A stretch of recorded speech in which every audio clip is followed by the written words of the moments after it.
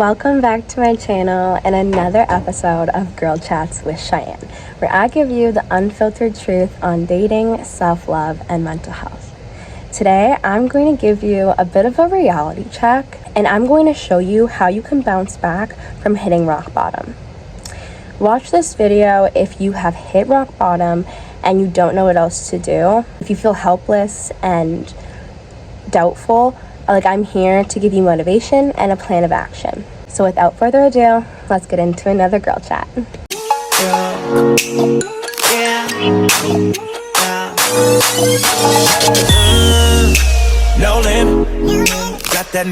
Have you ever heard of the law of karma? It says that with every action creates an energy reaction, which returns back to you. So the fruit of your karma actually depends on your choices. No matter what your circumstances are, if you dwell in your misery, you're only going to invite more negativity.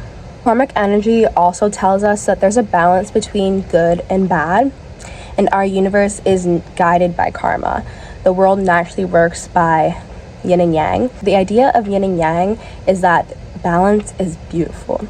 It says that all forms of energy have an equally powerful opposite energy, so you will eventually find harmony and balance. And consider this, if you go by the law of karma and the idea of yin and yang, then know that right now, if you are struggling and you are really in your lowest low, understand that you will also very soon come into your highest highs. So really use this time to reflect.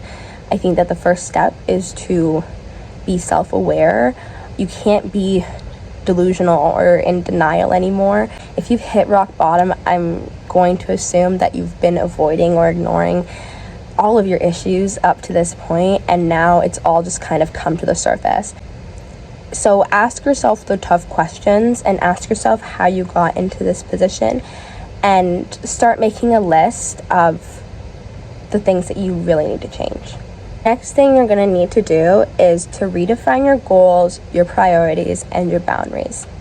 Set a goal and break it down by 12 months, 6 months, 4 weeks, and then 1 week.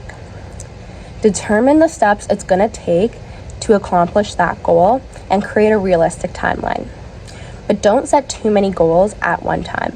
I suggest focusing on 2 or 3 goals, or one in each area of your life. So emotional, physical, social, financial. Then I want you to identify your priorities and outline how you can maintain them. Okay, so ask yourself, what am I responsible for? What do I have to accomplish in a day? What are the things I need to get done every day? Consider the tasks that you have to complete each day and figure out how you can get those things done each day. And then ask yourself, how much time and money does it cost for me to maintain these priorities? How can I meet my needs every month and every week? I think that it's really important for you to set new boundaries and to enforce consequences for crossing them. Communicate your boundaries effectively with your family and your friends, and don't let people walk all over you. You are the gatekeeper of your own life. Put those walls up and guard it with your life, and don't let people pressure you into doing something that crosses your boundaries. You have to set emotional, physical, financial, and material boundaries, and know that you don't have to share anything you don't want to share. In case you haven't noticed, people are just going to keep pushing your boundaries until they hit the limit. So you have to tell people when to stop, and you have to communicate your boundaries so that they won't be crossed. The next thing you need to do is invest in yourself. Self-care is key. Pamper yourself extra during this time and don't neglect your self-care. If money's an issue, create a budget and stop spending.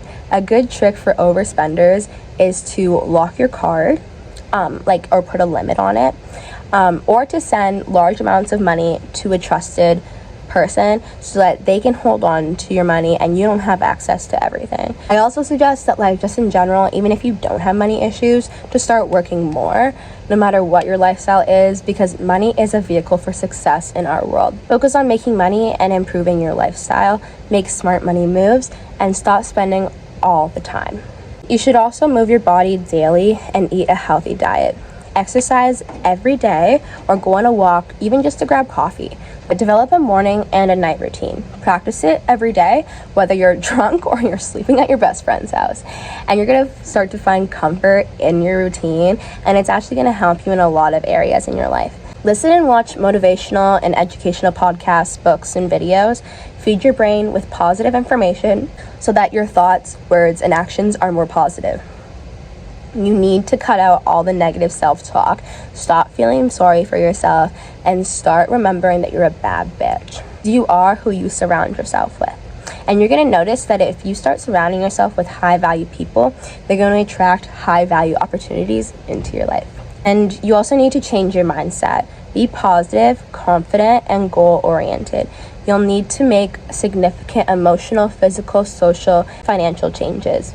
Change your perspective and look at the world through like the rose-colored glasses. And the last thing I'm going to tell you to do is create a recovery plan. So you need to be accountable and you need to have self-discipline. If you're really determined to change, then you have to be disciplined with your habits and your routines. Track your progress with a habit tracker and honestly make consequences for yourself when you fall back.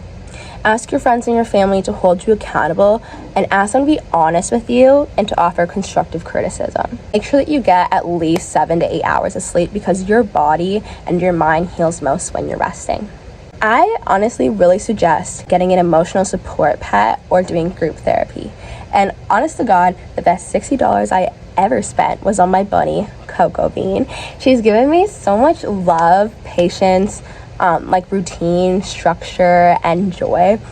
Everything I do with Coco just really is a part of my daily routine, and she has helped me to enforce that structure in my day that I didn't have without her. So then my next suggestion is that you do group therapy. I think that it's really good if you are looking for an educational experience. I've done anxiety and DBT groups over the years, and it's more of like a PowerPoint style. You sit in groups and you talk a little bit. They kind of teach you coping mechanisms and all that. But it's not a place where you share your deepest, darkest secrets, because you can't go into detail and possibly trigger somebody. We have a lot of trigger warnings around the things that we can talk about in group therapy. So if you're going through a crisis and you kind of need more intensive and personal care, I really suggest speaking to a counselor one-on-one. And I just think that it's really important to talk to somebody. When I hit rock bottom, I was connected with an amazing mental health team, and my doctors helped me get sickness benefits so that I could take care of my finances at that time. I was able to check myself into a mental hospital and take care of myself, and when I left a few days later, I felt more better. I found a new apartment, I restarted, and I have the same social worker that I did then, and she's, even just last week, she helped me get a quite large bursary that really helps me with like rent and paying my bills. So whether you are struggling with mental health concerns, financial issues, no matter what it is, ask for help, because there's like a lot of resources out there that people just don't know about.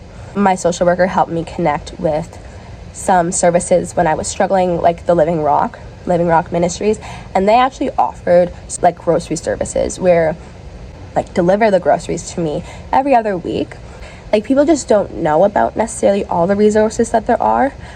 So if you're struggling, even if you want to reach out to me, I can go into further detail about all the resources that there are out there. I highly suggest that if you feel like you just can't get your head above water, you ask for help, because there's no sense in just drowning. There's somebody out there, there's something that can change your situation. Thank you for watching today's video, and I hope that if you found this video right now and you're ready for change, this is the inspiration and the motivation you needed to change and to bounce back from hitting rock bottom. I want you to remember that you're loved and you're valued and you're respected. Don't give up.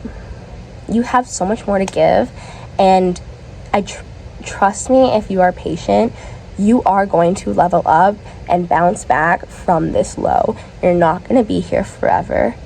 I'll see you next Monday for another episode of Girl Chats with Cheyenne. No limit, got that masterpiece. No limit, baby.